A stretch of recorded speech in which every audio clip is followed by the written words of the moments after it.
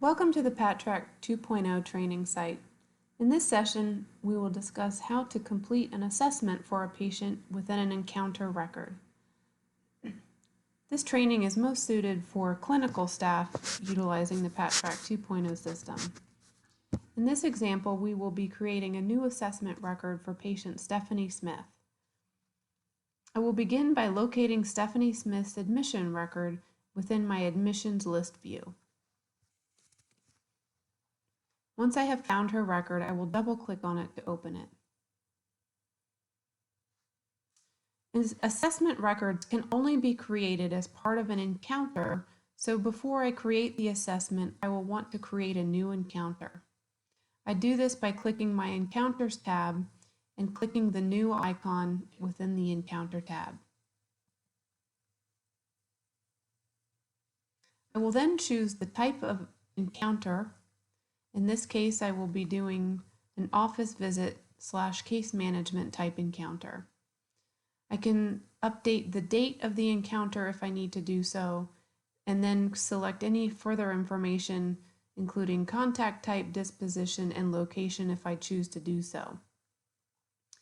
Before starting any assessment records, I first need to save my encounter. I will do this by simply clicking the Save button. To begin an assessment, I will click the Assessments tab and then click the new icon within that tab. I am then presented with information about the patient for who we are doing the assessment on, the date of the assessment, and a drop-down selection for the type of assessment I would like to do. In this case, there are several assessments, so I can utilize the search button to type the kind of assessment I would like to do, or to look at all assessments available to me, I can click the search button to see all assessments. In this case, I'm going to choose the Columbia Suicide Screening Assessment. When I choose the Columbia Suicide Screening Assessment, I then get an entry for that assessment type down below. This is an important step.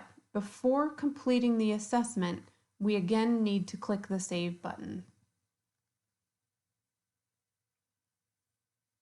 Once the save has completed, I'm then going to click a small magnifying glass on the Columbia Suicide Screening Assessment type. This will present the assessment questions to me that I can answer for the patient. I can also use the assessment status dropdown to update the assessment status. From there, I can complete this assessment by answering a series of questions. Please keep in mind that depending on the assessment that is chosen, it may be a series of drop-downs, it may be a series of checkboxes, or it could be just simply fields to indicate text that you've discussed with the patient regarding their screening or assessment. Once you're completed with the assessment, again, we can utilize our Save and Close button to save our data as well as exit the assessment screen. At this time, I can also save and close the assessment screen for my patient here as well. We then see in the Assessments tab that on 3.5 we've completed a suicide screening assessment as part of this office visit case management encounter. I can continue with this encounter by creating and writing additional clinic notes, entering diagnosis information, and entering activities as needed. Once I am completed with my encounter, I can save and close to exit the encounter screen.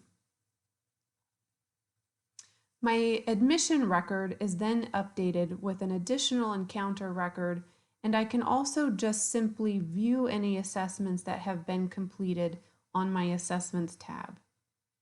To review the assessment, I can click the Assessments tab and then double-click the assessment record and review the assessment answers by opening up the assessment screen for my patient.